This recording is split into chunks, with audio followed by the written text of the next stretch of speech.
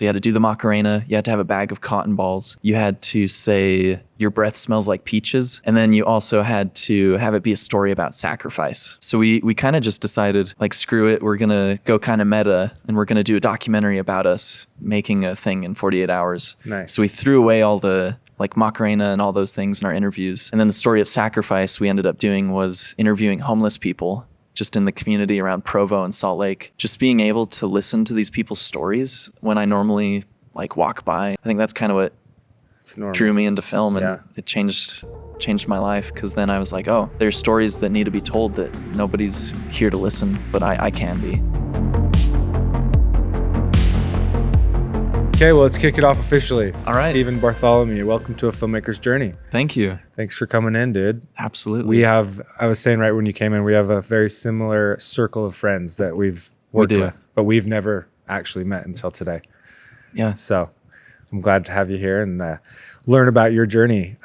You know Jack. I do. You know James. I do. Do you know Zane? I do know Zane as well. When have you worked with them? So most of the time I've worked with them has been through BYU TV. Okay. Doing the, you know the big Brando stories. Too. Yeah. Sweet. Yeah, I know Brando. And then I'm trying to think who else I know. Yeah. I mean, there are a couple other DPs and directors. Like Asher's a really close friend of mine as well.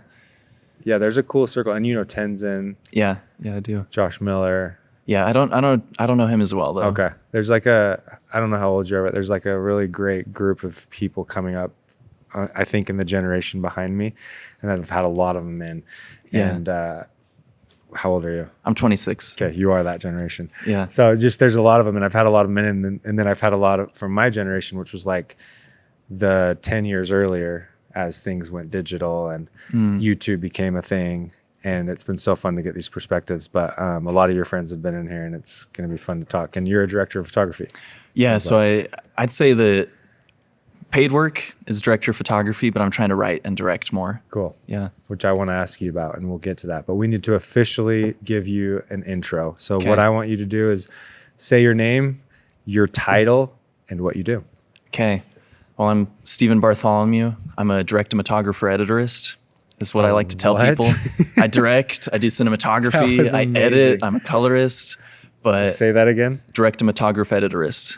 Oh my gosh. Have you coined that? You need to like get that as a URL. I need to. I really need to. Director and cinematographist. Cinematographer editorist. Wow. Yeah. I love that. It's a lot. That almost made me think, did I hear him wrong? It was awkward. Like, wait, what is that? But no, I tell people that I get paid to do camera work, but I want to write and direct. Cool. And you edit and you color. Yeah. So you do all the things, but you want to ultimately direct. Yeah, that's the goal. And that's what I was wanting to ask, because I saw this video you directed, and it's really well done. Thank you. Like, it's just the trailer though that I saw. Yeah. And it sounds like, have you launched the actual film? So this is my reel, and so there's a few different projects on there. Got it. I thought this was one project. Okay. Dude, I wish. That'd be crazy to have like a sci-fi thing with a hearse and a canyon. And That was confusing to me as I was watching, and I kind of was wondering how these all came together. Sorry. Wow. no, you're so good. Like, there's no way, obviously. I didn't get that far. I got to the first half of it. Yeah. But so this was the project that Asher shot. This was one of the short films that he has on his reel, and that's a really fun one. It's called For Better Hearse. Cool. And we got 5 actors that were all amazing. 4 of them were SAG, and I never would have imagined having such a competent cast, but we just, I don't know. I think that's something I've learned with the directing process, is most of it is casting. Yeah. And so we just kind of looked through the different agencies that were nearby and just found actors that we really loved, and we shot our shot and we got them. And what was this? It was this one that I was watching. This is like, because that's like the majority of the beginning of your reel was that one. Yeah. That one, have you done anything with it? Yeah, so we submitted that one that was my senior capstone at BYU. Very cool. That's what blows my mind about you guys, your generation. Like, we had Tanner Jackson in here. And oh, yeah. Like, dude, the stuff you guys were making in college is so good compared to what we were making in college. Just, it's amazing. And so that's, for that to be your capstone is so good, because I was watching it and it's really well done. Oh, thank And you. did Asher DP this one? No, Ian Wood was the DP for this one. Gotcha. Yeah. So tell me a little bit about this and what you've done with it. Yes, we submitted this to a lot of different Christian film festivals because it has a very Christian theme throughout. It's about this guy, John, who is struggling with his faith, and he's just trying to figure out what his next steps are. And his girlfriend, Maddie, has a heart condition, and she is able to believe in God very heavily. And he's kind of confused why she would be able to have faith when he's asking, why me? And I think something I wanted to do with this piece was have it feel a little less on the nose than a lot of faith-based media that comes out of Utah. Yeah. I really wanted to kind of explore some of the nuances that happen during a faith journey. And I think we did a good job. We ended up winning the Rocky Mountain Student Emmy, which is super cool. Very cool. And we won a couple of the Christian film festivals we submitted to. And it was super cool working with Garrett Allen. He's from Studio C, and you'd think that he can only do comedy, but he's actually really great with drama. Yeah. That's what I was noticing watching the reel is he did a really good job. Yeah. I'm trying to think this truck is actually my brother-in-law's truck. And during one of the scenes, we were driving the truck just as like a equipment vehicle. We were trying to get some equipment on this teeny little road, and it's only a rear-wheel drive truck. So we managed to make it to the location. We got the gear dropped off where we needed to, but there wasn't enough room for us to turn around. And so I started reversing the truck, and I accidentally pulled it a little too far to the left. And it's like a cliff that we were on. And so I ended up getting stuck, and I thought it was going to roll over and I was going to die. Yeah. So I kind of had my own faith crisis in that little moment where I was genuinely stressed out. And you know how they talk about wanting a producer that like you can trust and rely on. Yeah. My producer shows up, and I like get out of the car. It's kind of at like a 30-degree angle, and I walk over to Bailey, and I just put my head on her shoulder, and I'm like in shock. And so it was really helpful to have a team that I could, like cry on their shoulder. Yeah. But that was super stressful. But thankfully, Jeff Parkin, the professor, he showed up right in time, and he just happened to know someone that could tow us out of that situation. I thought you were going to tell me that moment it got stuck was an accident, and so you made it into the film. Oh, I wish, but writing this script, so many of the things I wrote ended up like happening to me. And so like getting that truck stuck was something that's wild. And yeah, it was just kind of weird. So write what you know, that way you don't have to have it happen to you in order to tell the story effectively. Yeah. So I just went to lunch with a kid that told me he wants to be a director, and he's like, how do I become a director? And I think what's interesting is everyone's been talking about how any director, and he wants to be a feature director, and that's very hard to get into. And he's like, how do I do that? And like ultimately it was like, dude, no one's just gonna hire you to direct a feature until you've made a bunch of features that people can trust you to have it be successful. So you have to write your own projects. Totally. Do you see yourself at this point in your the stage of your career, obviously doing all these things, going that direction and writing your own things? Are you at that point now? Yeah. So I think, so I'm 26, like we were talking about. I'm not quite Damien Chazelle. I haven't done Whiplash quite yet. Yeah. I think he was 28 when he directed that. You can't compare. It's so hard, dude. The La La Land director, he was like 29 when he directed La La Land, I think. Yeah, something crazy. Like, that's not fair. But I think that kind of what I've realized is, like you were saying, the cavalry isn't coming. Yeah. And you have to kind of make your own opportunities. And we're in a really weird stage right now where streaming is eating up everything. And so there's not as much theatrical things that you can do. So it means that filmmaking's democratized. Anyone could go and make a feature. Yeah.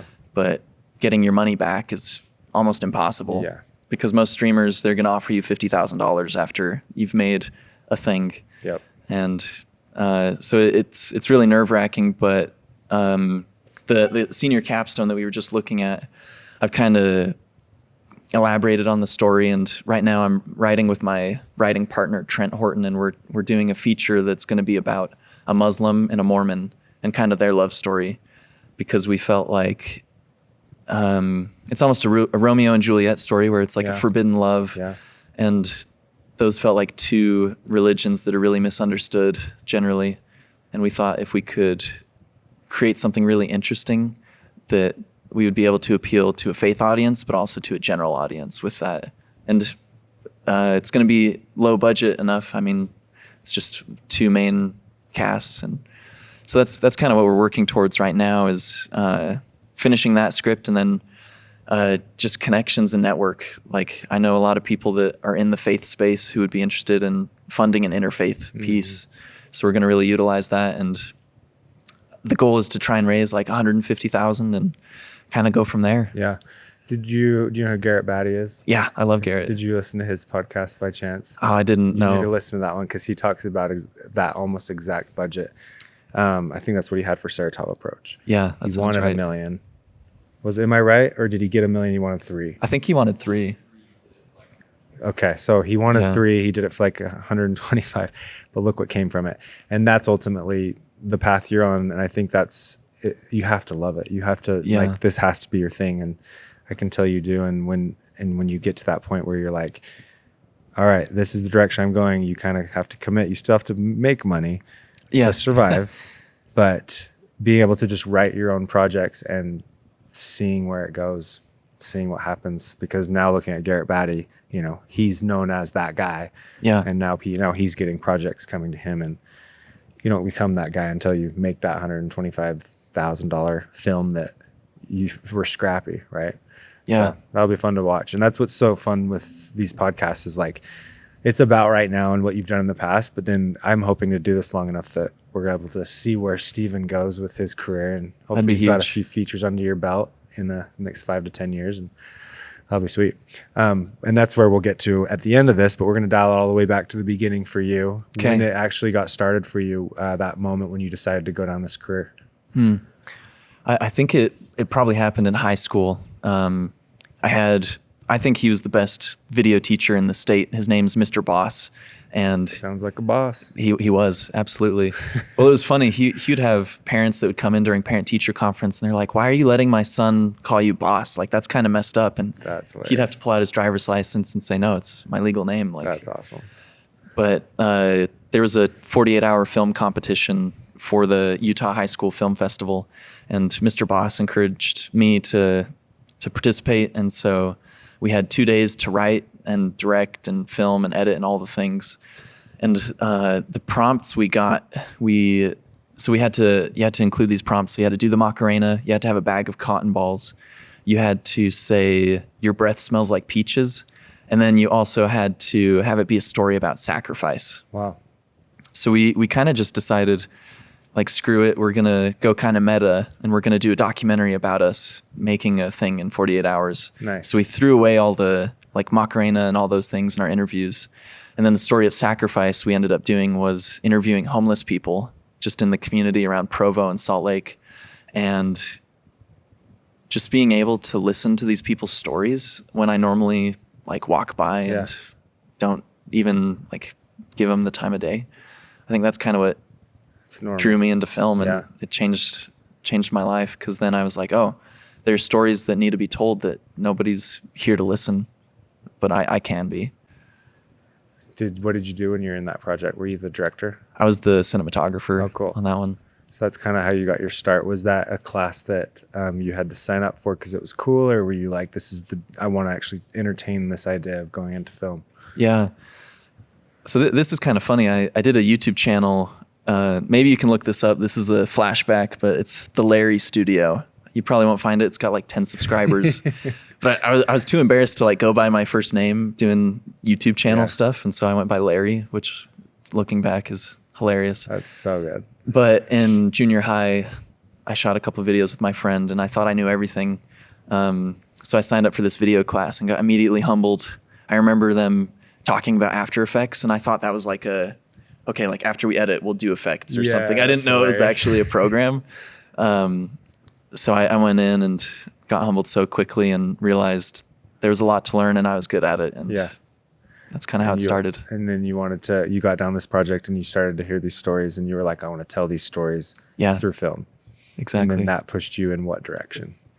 So going into college, I didn't know exactly what I wanted to do. Like, I knew I wanted to direct, or at least I thought I wanted to direct, but it just seemed so scary because that's what everyone wants to do. Yeah. And so I felt kind of like a beta in that sense, where I was like, oh, like everyone wants to direct and write. Like, maybe I should do something else. And so I kind of tapped into cinematography because that's what I was used to. And I got hired at BYU TV as a cinematography student. And that's kind of where like all the work has come from, just because I've been able to really hone that muscle. But I took classes from everywhere and everything.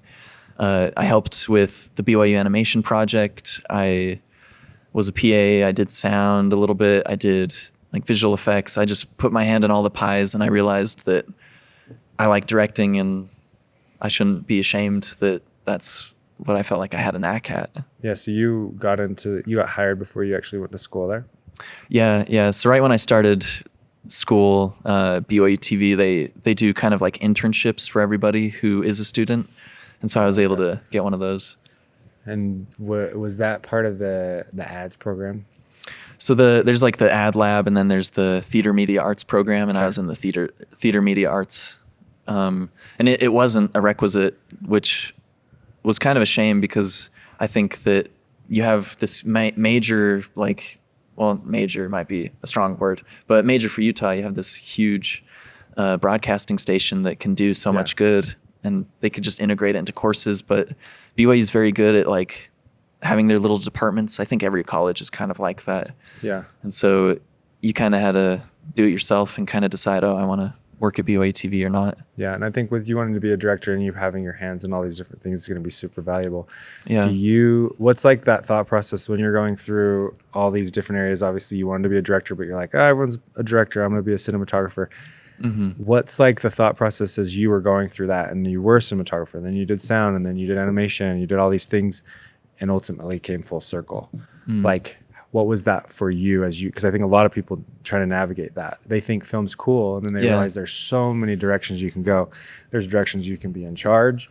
There's directions you can be like a gaffer, where you're just being told what to do, and then there's the editor who just gets everything afterwards. Mm-hmm. It's such a wild area. You can choose so many different, I think anyone in the world can choose an area in film and love it. Oh, yeah. There's just so much. So like, obviously with you, what spoke to you as you kind of went through these journeys of like the different departments? Yeah. So I think ultimately for me, it was that directing made me the most nervous. It pushed me the most. It helped me to grow the most. Yeah. And I think then cinematography came the most naturally. And that's why I do that mostly for my paid work, is camera opping or DPing.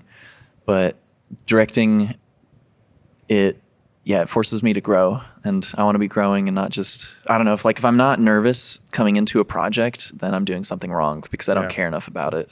Do you think you're bored? Like, is that part of it? I think it could be, that could be an element for sure. It doesn't excite you. Yeah. But what excites you about directing? Is it the unknown? I think the collaboration with all the departments is really exciting. Yeah.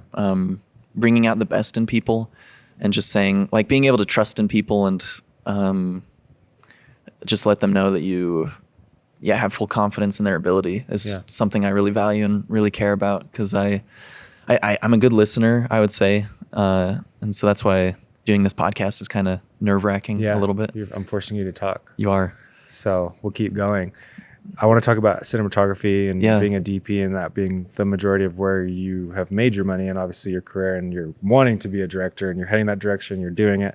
Yeah. But when it comes to cinematography and DPing, what's your style, and why wouldn't you want to do that ultimately? Yeah, that's a great question.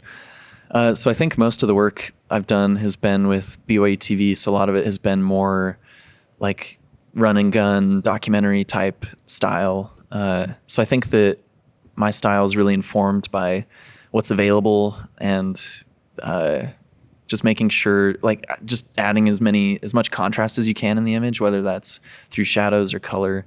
So I think directing's kind of informed a lot of my intentionality behind cinematography. Yeah. I think that I always try and develop a language with the director, because I don't want to just show up and hit record and get the exposure. I want to try to tell a story through lens choice and through movement, just by having that variety. So yeah, this is my cinematography reel, some of the stuff that I've shot. And yeah, so I think my style is storyteller first. Okay. That's cool. Yeah. This was You're thinking about how I can tell the story through the shot versus maybe thinking about, I guess you're telling the story with light too, but. Yeah. I think it's very easy for filmmakers to get wrapped up in the technical side, and you need to understand it and know it. Yeah. But like where cameras are right now, like you just need to pick one. Yeah. Like they all have a similar dynamic range. They all have a similar rolling shutter. Like they're like, you can just pick up a camera and go. Yep. And so when it comes to, which is makes sense why you want to direct, because you're obviously storytelling first. You don't sound like you're a tech guy. Oh, I am a tech guy. Are you? I am such a tech guy that I've reversed my psychology. Because like you understand more than most, so you're like, it doesn't matter, because trust me. Yeah, no, seriously. Because I could like look around at all these different cameras and go, okay, Red advertises that the Gemini has 16 stops, probably actually has like 12 and a half. Yeah. These Canon cameras probably have like 10.5 stops of dynamic range. Close enough. It's like anything above 12 stops is a cinema camera in my book. And so A7S III, Panasonic, any of their newer stuff, any of the newer Nikons, like, yeah, I'm such a nerd with it. Because people are like, wow, the new Nikon camera, it does red raw. And it's like, yeah, but the dynamic range is 10 and a half stops. If you look at the charts, like it's a garbage camera. Yeah. Like, don't pick that one up. Dude, let's talk tech then. Yeah. I'm not a big tech guy, so I want to learn from you. Yeah. Cameras right now, there's a lot of controversy between Canon and Sony. Sure. And Sony's been it. And now there's all these comments online. Sony's the new Nikon. It's the new, the new potato, which is funny. Yeah. Do you know why that is? Did you have any impulse on like what Canon's doing? And obviously they just came out with their R6 Mark III. Yeah. Yeah. I think Sony's kind of sitting on their laurels a little bit. I mean, they've had the same body design for the last 7 years or whatever. And I think, oh gosh, that's a good question. I mean, they just came out with the 7.5 or whatever. But gosh, if you were to pick right now, if I was to pick, if you had to choose between the two and for your film, I would go with the Panasonic S1 Mark II. Just completely throw those two aside. Yeah, I mean, you get open gate. Yeah. It's got like, if you shoot with the boost mode with dynamic range, it has similar dynamic range to a Alexa Classic. I think it's the only mirrorless camera that boasts 13 and a half stops. Okay. I'm gonna say, which is more than Red Komodo. You know, like that camera's gnarly. But I think people get so caught up with what models come out the most recently, and like it doesn't matter. So I genuinely notice a difference because I have all R5s. I've been a Canon guy since I was a super tramp because I came from that. That's why I have Reds. Mm-hmm. So I have all these R5s, and then it was the Sony A7S. Yeah. That Braden got. FX3. Oh, FX3, yeah. He gets that camera, and we're doing like, I'm just like, dude, there is something beautiful about this lens. It's got some character, richness to the skin tones that come out of it, and it just seems so much sharper than my image. I don't think a lot of people notice that like I would, just because I'm looking at it. Sure. Do you know what's going on there? I think a lot of that's the lens. Okay. I think the camera is a canvas, and I say that's why it doesn't really matter as much now, because everything does 10-bit. Everything has about 12 stops of dynamic range if you're shooting it right. And so then the lens you put on is going to give you that character. And I think the reason why I say I don't like really care as much as I did before is we're talking like a 1 to 5% difference in the image. Small. Like I said, most people aren't going to see what I'm seeing. Yeah. But I see it, and I'm like, okay, there's something there. And I think that's why I'm not a DP, because I'm like, oh, I love I love that this Atlas like anamorphic lens is giving us this flare, and this has this certain roll off on the edges, this barrel distortion. But for me, if the actors aren't good and if the script isn't good, no one's gonna come to the theater to watch it. Totally. They're not gonna care that it was shot on the Venice 2 or that it was like, I don't know. I watched the Formula One thing recently, like the behind the scenes for it, and the DP talks about how they shot a lot of stuff on the Ronin 4D, and a lot of people give crap to that camera. Like people, I don't know, people say whatever they want about the camera, but it doesn't really matter if you can light it well and if you have a good story. And you have a good story. I 100% agree. And Yeah. you could shoot it on an iPhone too. If it's a great story, it's going to do well. Absolutely. I mean, Tangerine was shot on like an iPhone 5S or something, and that got distribution. And I'm here shooting on an Amira, and I don't have distribution, you know? Well, I just went to Florida, and I'm just a dad now that shoots family videos. But I took my camera. I was just telling Lawson over here, I didn't pull my camera out. I pulled it out one time, my R5. Yeah. I had a couple lenses, and I took 2 pictures. Mm-hmm. And I used my phone the entire time. It was just like, it's so much more convenient, but also just puts out a great image. Yeah. Well, again, going to the Formula One movie, there was one insert shot that the DP got on like the feet shifting gears, and he shot that on his iPhone. Dude, why not? And they were going to pick it up later on their Venice, but they just put it in the edit and forgot about it. Yeah, it's true, man. Especially if you need just a quick insert. Yeah. I was going to ask you about cinema cameras. Like, what are you shooting on if you have the choice?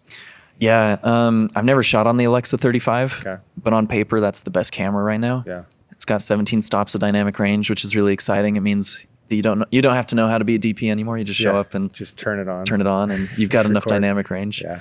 But I personally own an Arri Amira, and so that's what I shoot a lot of the stuff on. Or if it's run and gun, an FX3 does great. Way cool. Yeah, this is fun for me. What about the Red Raptor? Oh, I love the Red Raptor. Okay. It's a great camera.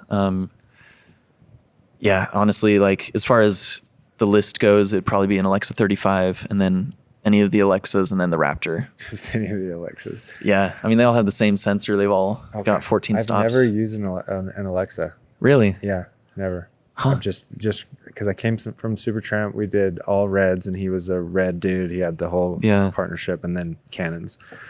And then just because of that, I just started getting my own, and here we are. Yeah, I think Red's great. I think a lot of people give it crap, but they probably just aren't a good DP. Yeah, it goes back to what you were saying. Lighting, story, and you've got a good thing going.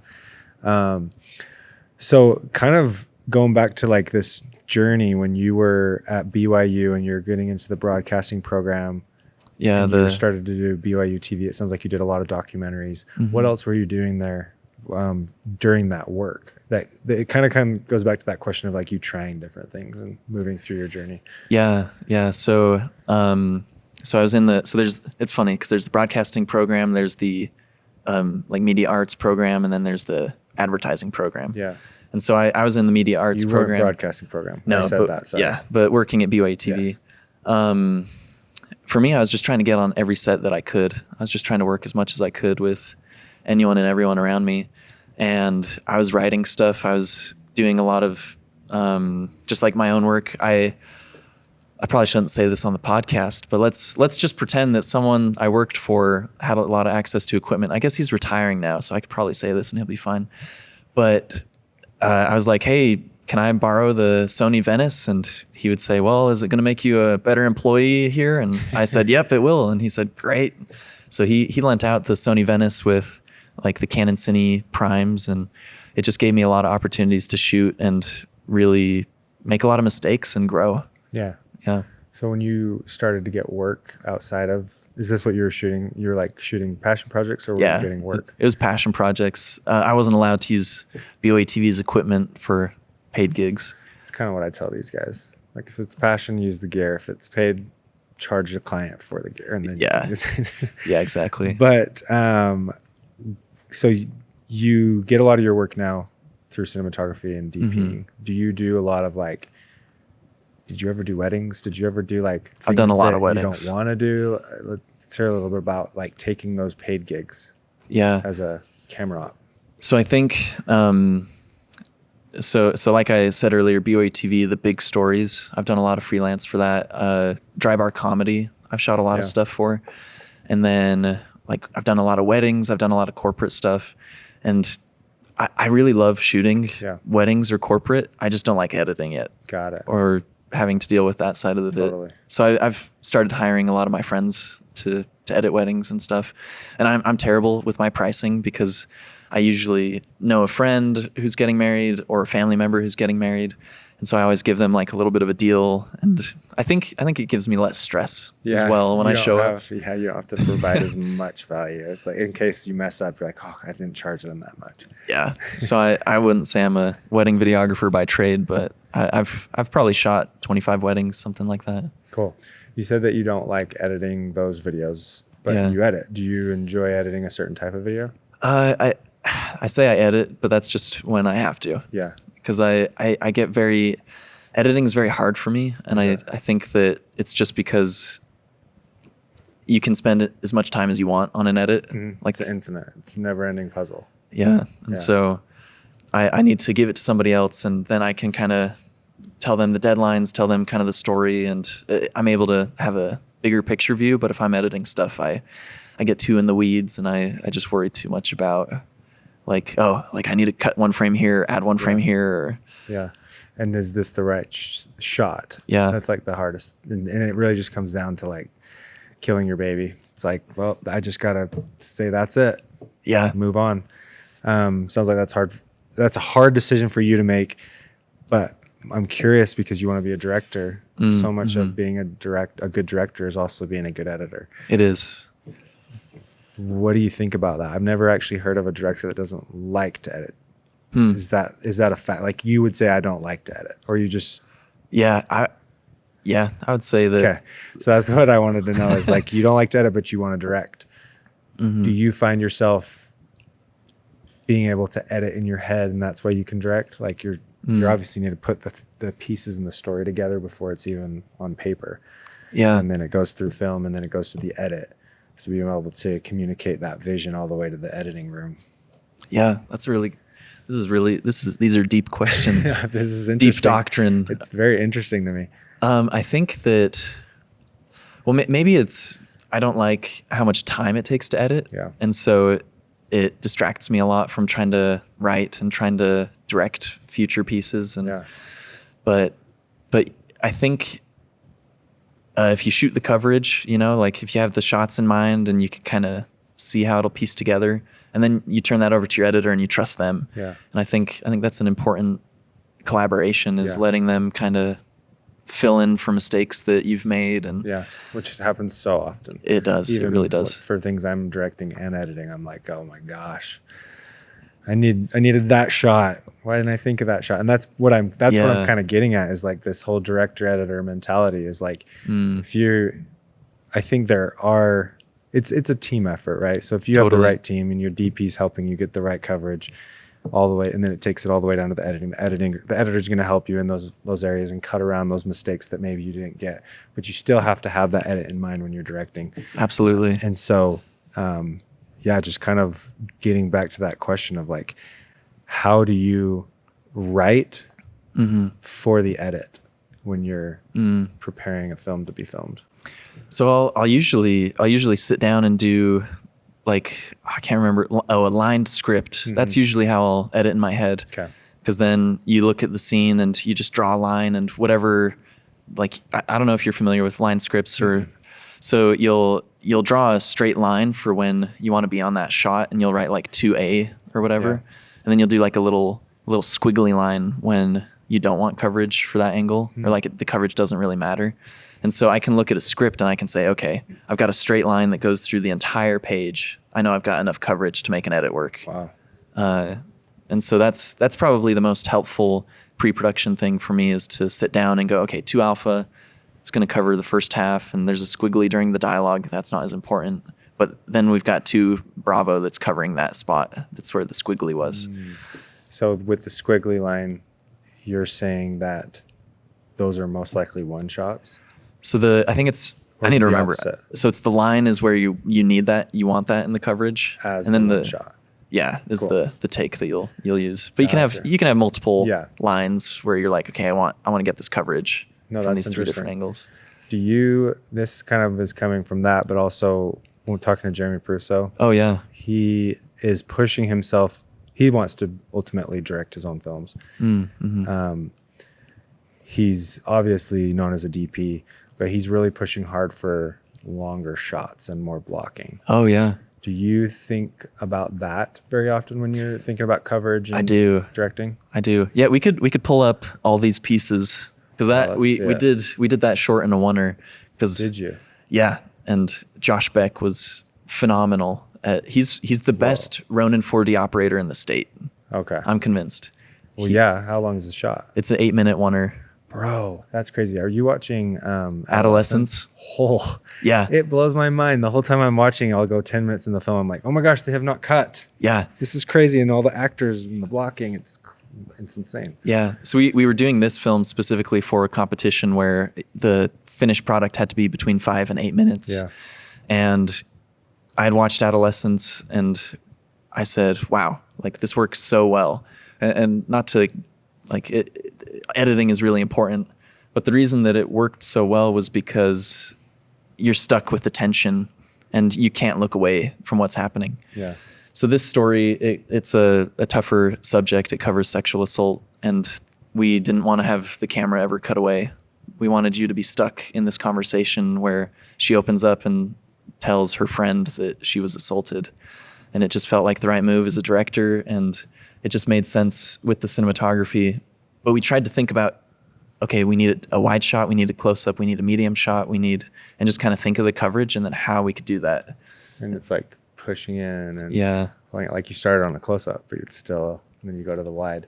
And a lot of that is through the blocking, because I think the reason why a lot of movies don't hit as hard as they used to is because they're doing more TV blocking, where you just stand and have dialogue happen. But the more movement you get, the more you can tell through the blocking of the camera and the characters, like the deeper the story is going to be. Because if you want to skip ahead like 10 seconds. Well, I have so many questions about this and they all stem from me watching Adolescence, because I've never directed or DP'd a shot longer than 10 to 20 seconds. Yeah. And but you can we're like talking about if you could go back like a little bit just to kind of show through the blocking. Keep going right there. That's great. So what happens is she goes down the stairs, so she's smaller in frame, and you can like feel that she is very vulnerable in this moment. And then he comes down onto the same level that she's on. So we're telling the story through the blocking, where we're trying to convey what the characters are feeling and what they're going through. Yeah, and what's interesting is that you can film these so fast. Like, right, you film it at 30 minutes, you're done. Yeah. But the preparation and so these are where all my questions come from while I'm watching Adolescence, is where's the director? Mm-hmm. Where are the actors going if they're out of frame? Are they looking at their lines off camera?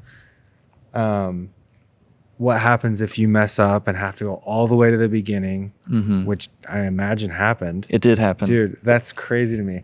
So like, talk about all those questions I just said. Yeah. So our rule was you just keep going no matter what until I say cut. Gotcha. And like improvise or do whatever, just live in the moment and we'll get back on track. Because if the actors are starting to get self-aware and they're like, oh man, like I said the wrong line, like we need to start over. But giving them that permission, it allowed us we ran it 6 times where there were mess ups, whether that was with focus or like the blocking of the actors. That guy. Yeah, no, our AC killed it. Shout out to Sam Goodrich. But so we made it a very safe and comfortable space where they were fine to make some blunders and just like see and feel it out. Yeah. And then once we did 6 takes, they were able to really get into the zone and the rhythm. And after that, it just worked like clockwork. And the thing that was crazy to me is, so I rehearsed 2 hours with just the actors and the cinematographer. And so we knew that we had our door and the car. So we had to get down to her car, and then we had to get back towards the door. And so we had our set locations, and we knew that, okay, the actors have to walk this fast in order to get here by this point in the story where the dialogue's happening. And so that gave us our constraints. But then I kind of left it up for the actors to determine what they did getting to those moments.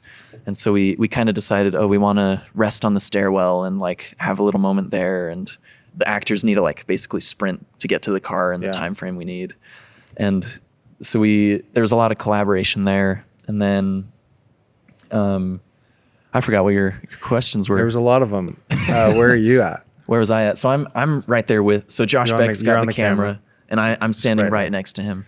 And you're the guy that determines if that was a mess up and we have to start over. Yes. Dang. And so, but like I was saying, we rehearsed it so many times, and we like. Oh, I remember the point I was trying to get to. So we did 6 takes. We rehearsed. We did everything. We weren't feeling great about what we got yet, but it was the 6-hour mark, so we knew that we had to break for lunch. Yeah. And I was like, okay, everybody, like, let's go to lunch. And everybody just looked at me and they were like, we're good. Steven, we're in the zone. We're doing another one. The lighting is perfect. Yeah. Like, we're in the zone. Let's do another one. So I was like, okay, after this take, we'll do lunch. Yeah. So we did another 8-minute take. And then I was like, okay, guys, like, let's go to lunch. And I was pretty hungry. I don't know. I guess everyone else wasn't. But they were like, no, Steven, we're doing another take. Yeah. And so we did 3 takes, and then we broke for lunch. And then this is the take that was after lunch, because I think by that point, the sun had set to a certain point that just kind of gave it a really like heavy atmosphere, which is what we wanted for the dialogue that happens in the piece. Yeah. A couple of the other questions. One was, it's interesting to me when they go off camera, right? Yeah. And the other actor's there, but they're not the focus. Mm-hmm. What is he doing when he's off camera? Is there ever a moment where he's like, crap, what was my line? Or is he in it the whole time so that she can be in it? So during the beginning, there were definitely some moments where he'd have to like say a line, and like I was flipping through the script with them. I wasn't looking at the frame. I was just like listening, watching them and reading the script as they went. But there were definitely times where they would just stop and look at each other. And we had one take where Gabrielle forgot to unlock the car. She accidentally locked it instead of unlocked it. So then she got to the door, was like trying to open it, and then she's just like, F, and then just dang it.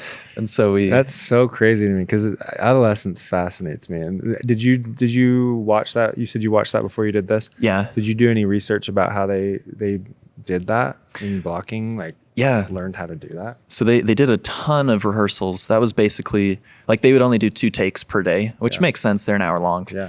But they would rehearse, and then once production came, they would do like a take in the morning when there was golden hour and a take at night when there was golden hour, and kind of like really just utilize the perfect lighting. And see which one was the better out of the 2. It's crazy to me, the actors too in that film. And that the one that blew my mind was obviously when they took it through the window, the camera. Yeah. And I saw the behind the scenes of that one. And then they go out to where all the kids are. Yes. And there's that bullying moment.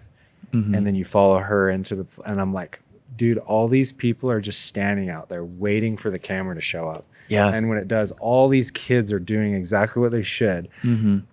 Well, it's crazy. Some of the teachers were like part of the AD team. Really? So that way they could. Oh, that makes sense. So they could radio in and know exactly when they needed to go. It's crazy. If anyone hasn't watched Adolescence, go watch it.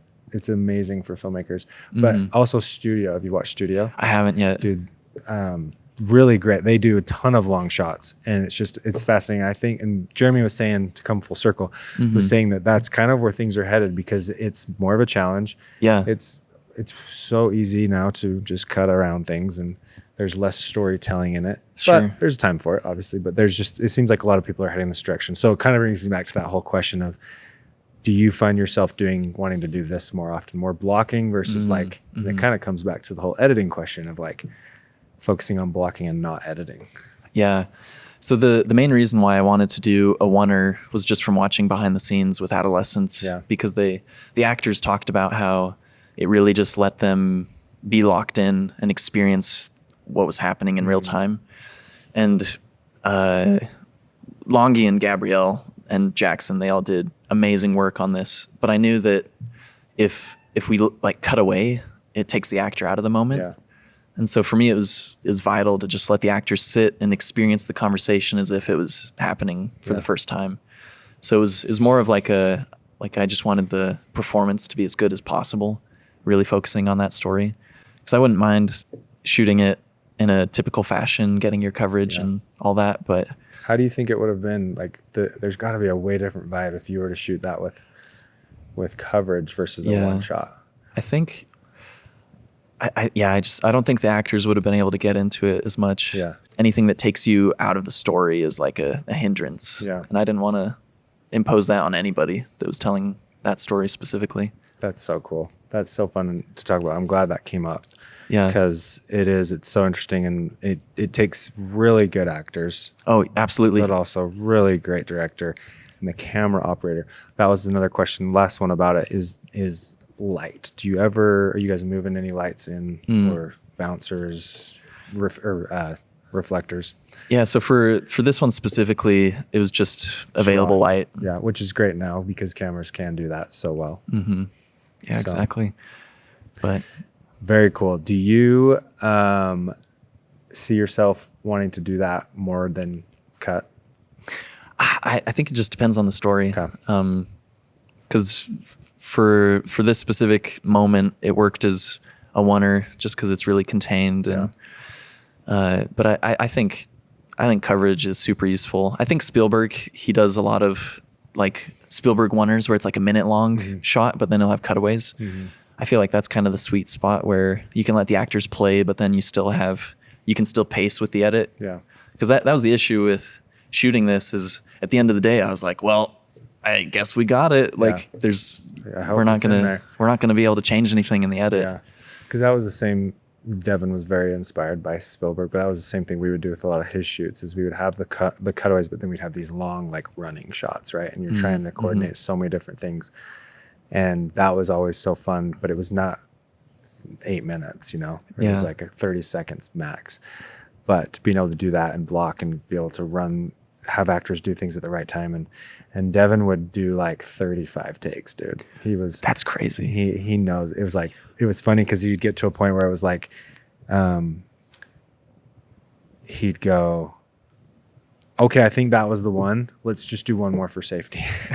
So then we do the one more for safety, and that one wouldn't be good. So then he'd have to do it again. Oh, yeah. Not remembering that we had it. Anyway. Well, that would be my biggest director tip is instead of saying one more, say, let's do another one. Yeah. Because then if it's bad, you can do another one. Yes. And people won't hate you. For sure. But to give Devin credit, he's a perfectionist and Devin's amazing. So good at what he does.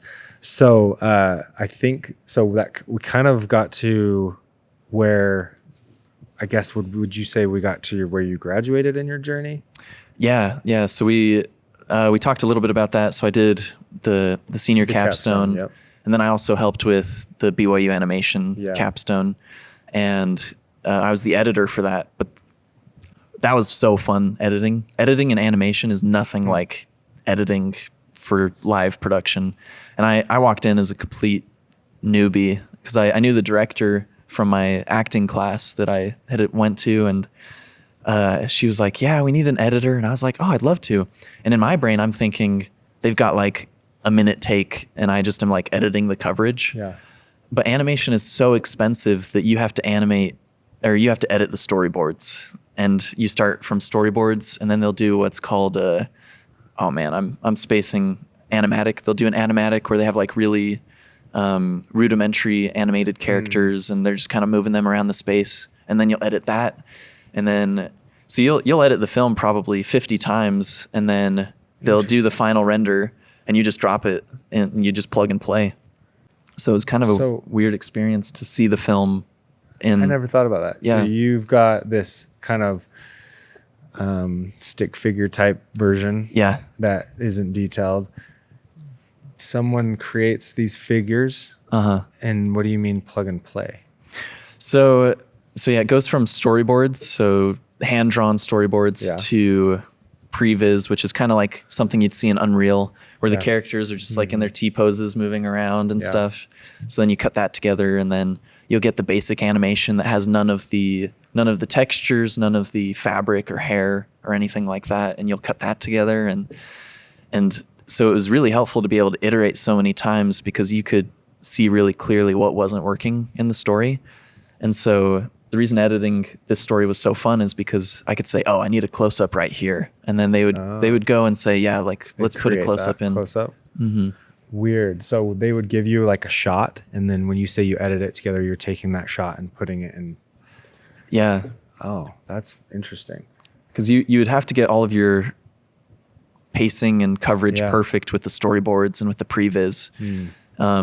Because if rendering one of these shots, like they've got a whole computer farm of like 40 computers that have like the dual CPUs and stuff, and it takes hours and hours just to render a single finished shot. And so it's just so cost effective time-wise and financially to do the hand-drawn images first, cut those together, and then keep moving forward in the process. The shots and not doing more shots than you need, figuring out ways you can go around things before you actually do the renders. That's cool. But animation's expensive. I had no idea. Like, I think this short film, like just from like all the sponsorships, all the equipment, all of the softwares, all of the students' time, it would have been $300,000. Wow. To make this 7-minute animated film. Wow. That's crazy. And that's just cost. Yeah. I had no idea. It's usually like on professional animation, it's usually $1 million a minute is how it equates. Really? Yeah. Dang. Was it that way for Toy Story when it came out, do you think? Is it even worse? I have no idea. I know that they were. Gosh, that's crazy. That was so long ago too. That was a long time ago. So you were in the animation department. So I just keep calling it department. I'm in all these departments. Yeah. No, I just knew the director and I said, hey, like I'd love to edit this animated film. And so I got a peek and kind of take some of the animation classes just as a fly on the wall. Cool. And that was really special. And so then you moved on from that, went on to what next? So I think, so it was that capstone and the capstone I was directing kind of happened at the same time. And then I graduated. And then ever since that, it's honestly just been doing whatever shows up. And, and I need to be a lot more intentional, I think, with the clients I take and don't take. And I think I'm finally getting to a point after being graduated for 2 years where I'm starting to say no to a lot more things, which is really nice. But it's still like scary just because you're building this business and you're not entirely sure when the next gig is going to come in. And I thought the most stressful thing would be not knowing when the next gig is, but the most stressful thing has been not knowing when your check's going to show up because the net 30 is such a typical thing. And sometimes it's net 45 or you have no idea. It's so hard. And it makes sense why they do it. But for you as a creator, you're like, oh my gosh, especially when you have a team, it's like you're fronting money for a while and then you're trying to get ahead. And it's like, it's super tough. And the bigger the client, the more likely they are to do that. Yeah. So. There was one crazy story from one of my professors, Tom Russell. He did this expensive advertisement. He directed it, and I think their studio or their production company or whatever had to like upfront pay the $400,000 for the project, and they like submitted their invoice and everything, and like they didn't hear anything for months. And then they just kept submitting their invoice, and they had like a little late fee attached, and it wasn't until like a year and a half later that they're like, oh, like, sorry, we never paid you. How much do we owe you? And he's like, you owe us like 1.2 million. And they're like, oh, that's great. And then they just sent it over. No way. Yeah. He just attached oh gosh, that's amazing. Yeah. So that was have a contract. Yes. Contracts are so important. Yeah. So important. Yeah. So you're managing a business at this point. How is that going? Do you find yourself, what is like your lead generator? How are you getting clients? You have a team? Like, what does that look like? So it's Wonder Film LLC. And it was funny when I talked with Zane the first time because he's like, mine's Wonder Rush. And I was like, bro, you stole it. And he's like, no, I didn't. I was like, well, when did you make your LLC? You got to figure out the timing. Yeah. So I think I came up with Wonder Film first, but I believe you. He probably wanted Wonder Film and it wasn't available. Probably, and went with Wonder Rush instead.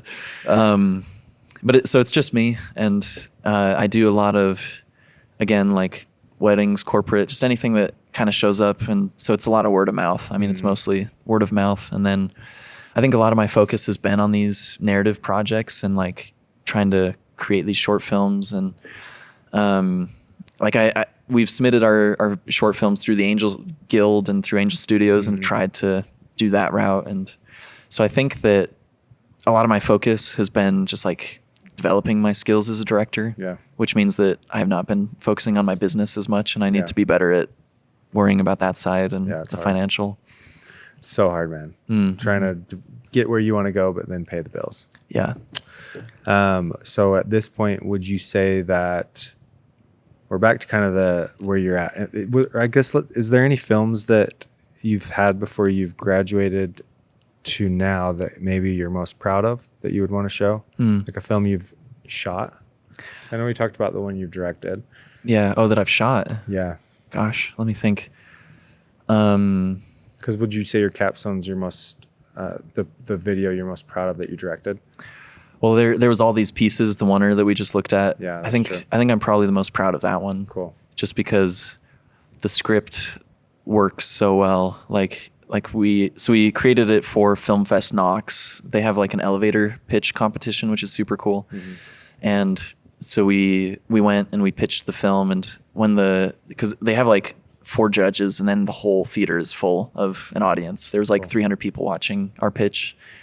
And so we watched the movie, and you could just feel the entire room like clench up, just like when the first time I watched Adolescence. Like it was a similar emotion, and it was really like humbling, I guess, to see our story work. And because that's always your fear, is that the story's not going to work and no one's going to feel anything. Totally. That's super scary. So then, as far as what you've shot, as far as what I've DP'd, gosh, you'll have to go to could you go to the DP section of my website? Maybe I'll remember something I've shot. Yeah, I noticed on your website it says director, and then there's a tab called of photography, which I thought was fun. Yeah, couldn't separate those two things. Yeah. Which film is it that you would like, that you're the most proud of that you've shot on this page? It'd be A Scout is Kind. Pull it up. Yeah, let's pull up A Scout is Kind. Pull that one up. Oh, perfect. So I think the reason I loved this one so much is it really leaned into my like tendencies or my style, like just kind of off-center framing and just using natural light, available light. And Barrett Bergen, he's such a dream to work with. He's the most prolific director, and he pontificates, and I think my IQ goes up 10 points every time I'm around him. Really? He feels like a Martin Scorsese or something. Just he just needs the money for it, you know. He did a feature when he was in college. Really? And he's done, I think, 4 short films after that now. Jeez. So it was a huge honor's not the right word. Barrett's my friend. It was a huge, like, it was just an awesome opportunity to have him direct this. And we had a really great colorist as well, Aaron Hinton. He's over at BYU TV, does a lot of stuff for them. And I think that, I just loved this one because it was so simple. Like our goal was just to create the most interesting locked off images that we could. And so that's kind of my style, is just. So when you're shooting this, what was that collaboration like with Barrett? As you guys were shooting and choosing your lens and being locked off, it sounds like you just wanted everything locked off. Yeah. And getting these interesting angles and exactly. having them off center frame. Was that you or was that Barrett?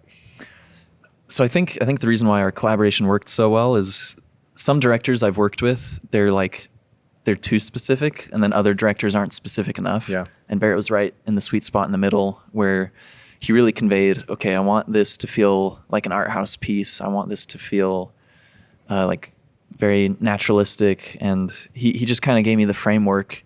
And then he said, Steven, I want you to do the craziest thing that comes to your mind, and I give you 100% permission That's cool. to make the shot look good. Yeah.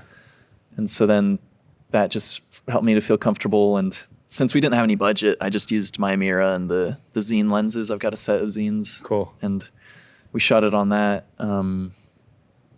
It's very interesting. The framing. Yeah. The composition. The King's Speech was a big inspiration for a lot of the framing. And the thing with Barrett too is I've worked with him enough that I know his style, and I know just how he talks. Yeah. And so when I set up a shot and he says, yeah, that's good, I know that he means, like, this is great. Yeah. Because sometimes you work with a director and they're like, yeah, that works. And you're like, wait, what have I done wrong? Like, does this actually work? Like, please tell me. Yeah. But we just brought the 4x solid in as close as we could, and just used the sun and maybe like 250 or an opal or something like that as well. How cool though for him to give you that permission to, like, hey, I want you to, like, if I had a director tell me that as a DP, that's like, do the craziest thing, all of a sudden my mind kind of opens up, and I don't feel like I'm kind of pigeonholed as much. For him to give you that permission to just do the craziest things you can think of for each setup is pretty cool. Yeah, and we're not doing anything like framing wise. I think that we're being pretty creative, but as far it's as just not what you would normally do if someone just set up a camera, right? right. Especially to have them the nose room on the opposite side, which is typically what you do to make people uncomfortable. It's like you would put them over here, right? Yeah. What was that thought process when you were doing that off-centered nose room towards the front of the frame? So the conversation they're having. So they're two Boy Scouts. They're 18, they're getting their last merit badge together. Yeah. And the conversation they're having is about like where they should room. And our guy on the left, he wants to room like closer, like in his own apartment, closer to where his girlfriend lives. Yeah. And then, well, did I say the guy on the right? Did I say stage right or camera right? Wow, my brain just broke. I pointed to the left. You pointed to the left. Nate This Morley's guy? character. That's him? Yeah. Okay. He's the one that wants to live by himself, and then his character, he wants to room together, and there's like an underlying tone of like, does he like this character? Like, does he want to live with him because he likes him? So they're having this conversation, and it's an interesting context because they like a scout is trustworthy, brave, clean, and is really a fun story. A fun problem to pose in this short film. It is a bit of an uncomfortable conversation. It is, yeah. So I can see that. That makes sense. Mm-hmm. So that's how we wanted to shoot it, and but we still wanted to be like super respectful because like that's what he's feeling, and that's like a very valid thing for him to feel, and we don't want it to like demonize or make one of them seem like the villain, and so we tried to shoot both of them with like very similarly and cool with the nose room and everything. Love that. Mm-hmm. Well, we are now, I think, at the point of I'd love to kind of understand where you would like to see yourself go in the next 5 to 10 years. Kind of know the answer, but let's hear it from you. Okay. You want to be a director? I do want to be a director. What are you going to do? Yeah, so as a director. So the current plan is, so I tell people I've got like a 3 to 5 year plan, and that's to make the low budget feature.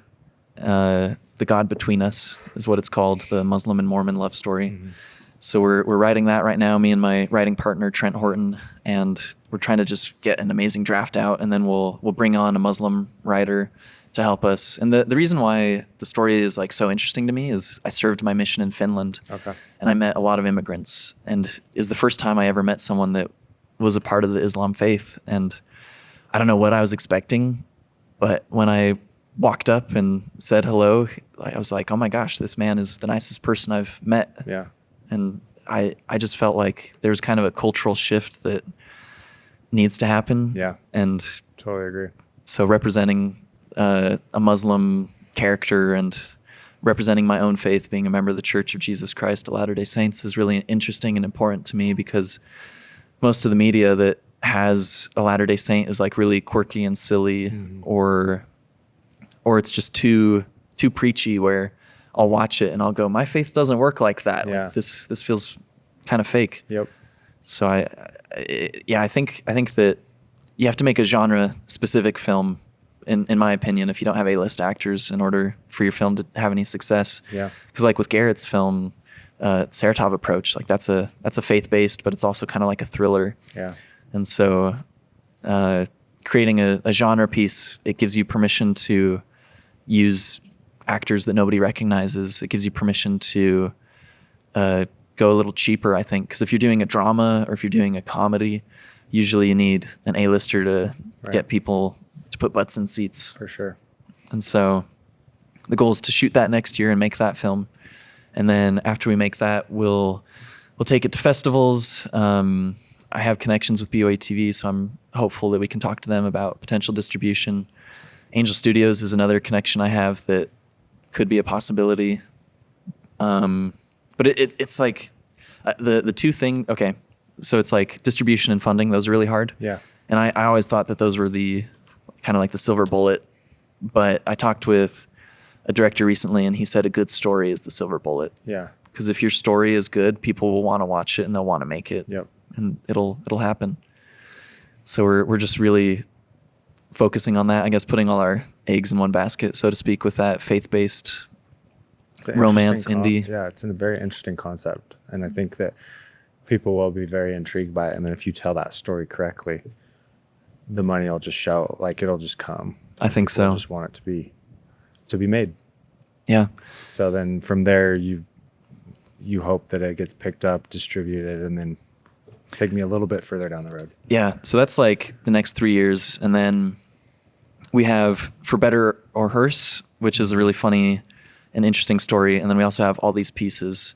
So we have those two stories that we're interested in telling, but they require a much higher budget because they're dramas. Yeah. And I think for them to be done properly and to be seen by as many people as we want it to be seen, we have to have several $1 million, like four to 7 million, kind of that Taika Waititi range is what we're going for. Cool.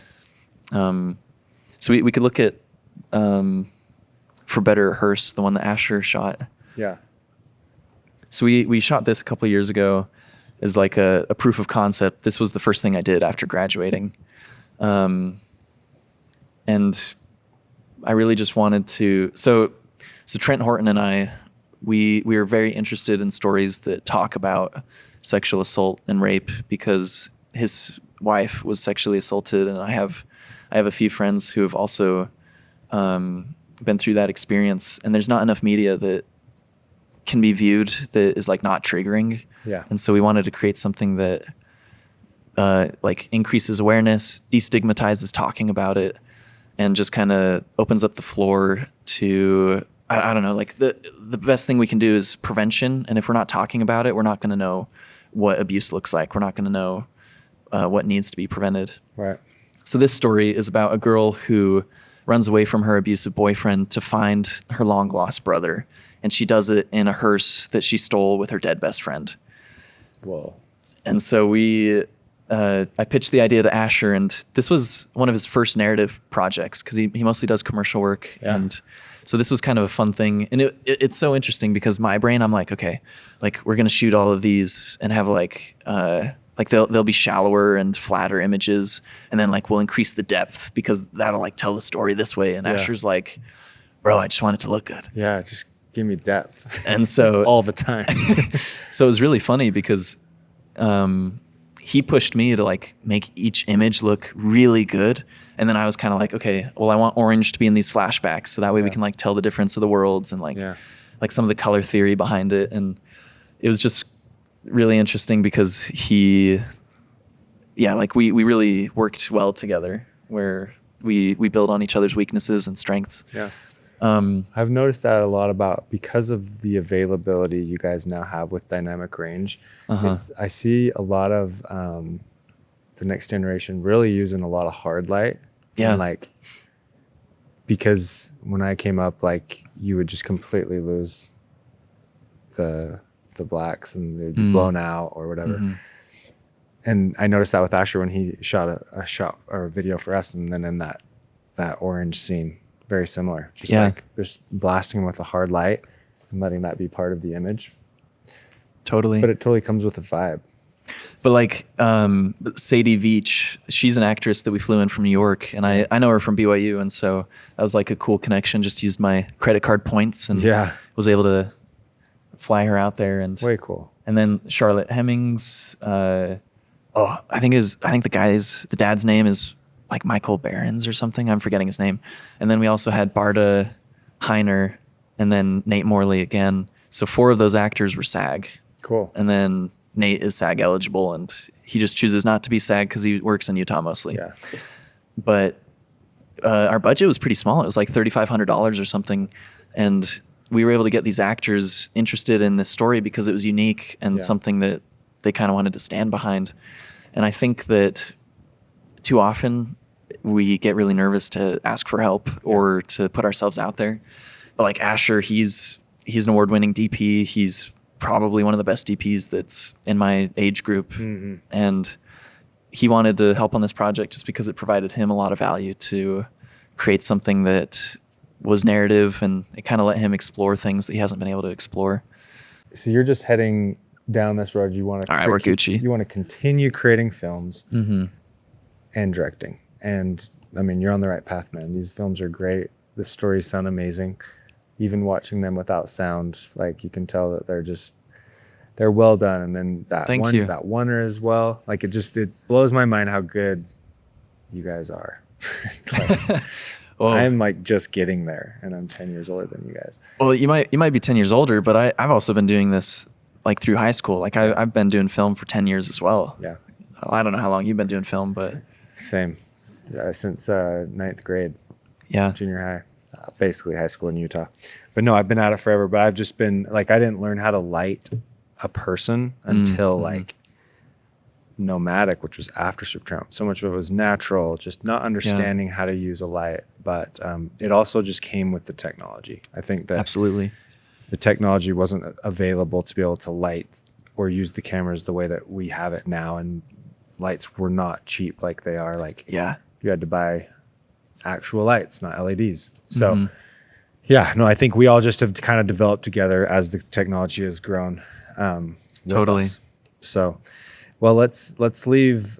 If anyone's still here listening to our podcast, leave with a little bit of advice when it comes to becoming a director at your age and wanting to push that direction, but also thinking like through your process of like, what kind of advice would you give a young person that's probably in their teens, how to get to this point that you're at?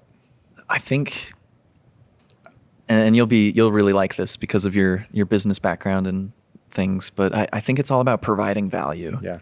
If you're able to provide value, people will want to work with you. Yeah. They'll want they'll want to tell your story. They'll want to do whatever, because I think that's something that is really easy to be worried about. Like asking, hey, can I help on your film shoot? Like I'll PA, I'll grip, I'll do literally whatever you want. And a lot of the times you can feel like you're like imposing. Yeah. But if you just remember, oh, like I'm providing value. Like this is helping them to get to where they want, and it's helping me to get to where I want.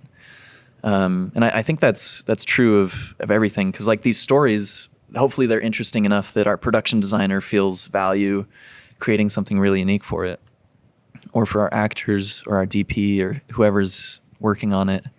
So I think if you can have like a very like really focus on a growth mindset, then you'll be good. And it's the same thing like when we were out in Knoxville showing all these pieces, there were a couple directors who've done some really cool things, like the director for Charlie Bird, which just won at Tribeca, and like that's a huge festival, and that's a lot of like, I didn't think that she'd want to necessarily talk to us, but I was like, okay, what value can I provide? And I was like, I can walk up to her and I can say, Libby, I loved your film.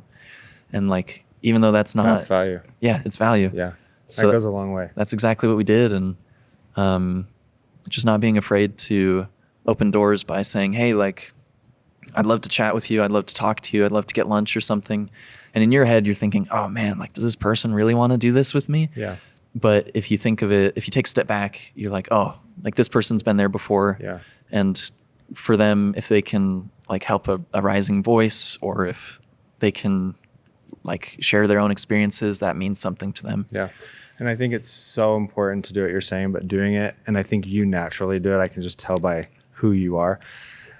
Doing it with the intention of genuinely not looking for something from them. So like it's so easy to do that. Like, hey, I loved your film, and like I hope that you hire me. You know, I hope that you do something for me, or you can teach me something, right? Mm-hmm. Doing it with just the intentionality of actually just wanting to provide that value and not expecting anything in return. Obviously, everyone would want something. Yeah, but that's the opposite of what you should be doing. You should be adding the value, and then things will just happen, and you'll create those relationships. So that's a really good way to put it. I can just tell that you would naturally do that. Well, thank you. You're not thinking about it. It just comes natural to just add the value and just be genuine. That's a good disclaimer to add, is like doing it with real intent. I mean, that sounds like Moroni 10:5 or whatever, but whoa, pulling scriptures. Yeah, I know, right? But and I've had to tell myself, so I think it comes very naturally in film situations, but like with dating, I think it's a little harder for me. Yeah. And I just have to remember, oh, like this person's also trying to find someone that they want to marry. Yeah. And like, I just need to not be worried and say, hey, like, I'd love to get to know you. Let's go on a date. But for some weird reason, like I can talk to someone and ask them for $1 million and like have that conversation. Asking for the date, man. But asking someone out, that's like way harder for me. Yeah. And I don't know why. And just doing it with the same mindset as you would if you were talking to someone that you would love to learn from. It's like, what can I do for you? Yeah. How can I help you? But obviously you don't want to say, hey, what can I do for you? Right. On our date. but it is like It's that same mindset. Yeah. And I'm trying to be better at that with dating. Well, maybe we'll start a dating podcast and I can give my advice, because been there, done that, and got 3 kids, married 11 years, and it is a journey. Yes. Cool, man. So let's get to the end of this. Okay. We actually have to do something different, okay. which is we just have to ask you a question. Normally we have someone, or no, are we going to have someone actually ask him a question, even though it wasn't for him? We went out of order because we had Nathan on here, and we had his come out earlier. But we actually have the previous guest ask you a question. Okay. You answer the question. They don't know who you are. And then you're going to ask our next guest a question, not knowing who they are. Cool. Diary of a CEO, shout out. That's how they end theirs. Do you have it? That's fine. What's the biggest regret? But I would change it because that's my answer. What's Yeah. change from your last project? Oh, just from the last project. So I'm going to ask it since we couldn't hear him. So the last guest, what would you change about your last, wow. What would you change? What would you do different or change about your last project you did? That one went so well. I have to think about this. What was your last project? It was All These Pieces. Okay. The oneer. What would you do different, man? Gosh. You would have ate lunch. I would have eaten. No, kidding. Give me a couple seconds to think about this. So it's like a real answer, not just the first thing that comes to my mind. Yeah. All right, I've got something. Let's hear it. It's very niche, and I don't know if it's going to be helpful. But so Josh Beck, he's an incredible DP, and I knew that I wanted him to be the operator. But then I was trying to get somebody originally to also be the DP. Okay. So I reached out to a few different people, and just one after the other, people were busy, projects kept showing up. And then eventually I was like, Josh Beck, I know that I asked you to be the operator. Would you be offended if I asked you to be the DP? Yeah. And I think I just wish that I had trusted him enough, and that he had opted enough with the Ronin 4D that he didn't need someone to use the remote head or whatever. And I just wish that I had said, Josh, do you want to be the DP? And straight out. Just straight out. Because I think I got a little nervous with an 8-minute take, and I kind of doubted his ability to be framed up. And we had a shot where we pass it through a car window and stuff, and he was still able to get it framed up, and it all worked out. And that's just based on how much you're pushing the camera left, right to pan. Exactly. Yeah. But I thought we would need a DP to hold the monitor and be looking at it and doing the remote head. But I should have just trusted. Is it Josh Beck? Yeah, Josh Beck. Shout out to Josh Beck. But since he's a DP that uses the Ronin, I mean, they call it the chicken camera a lot. I like to call him Josh Bach. Josh Bach. That's great. I had to get at least one pun in here. Look at you with the dad jokes. Yeah. Okay, now you're going to ask our next guest a question. Do we know who this guest is? No. Actually, yes. No. No? It could be, but we might do one before that. Oh, okay. And I wouldn't tell you even if you... You wouldn't tell me? I would tell you How off. rude. I'll tell you off. You just can't pose your question. That's what's fun. Is you don't know who it is. I want to know if they're a director, a cinematographer. What would be the most helpful kind question? Of something that would relate to you. Something that would relate to me. Yeah. I'd probably say, what was your biggest expense? Ooh. Most... So that could be taken in multiple ways. What was the most expensive failure and most expensive mistake, or was it just the most expensive thing? Yeah. So I don't know. I guess they'll have to decide which one they want. Fun. I love that. Well, this is a filmmaker's journey. This is your guest, Steven Bartholomew. Make sure to go find you on Instagram. Steven Bartholomew. No, it's not. It's Stevie Wonder Film. Stevie Wonder Film. Yeah. And make sure you guys subscribe to this channel, Spotify, whatever it is. And thanks for being on, man. Yeah, and feel free to reach out. Whoever's watching this, let's go make a thing. Make films. Cool, man. Thanks.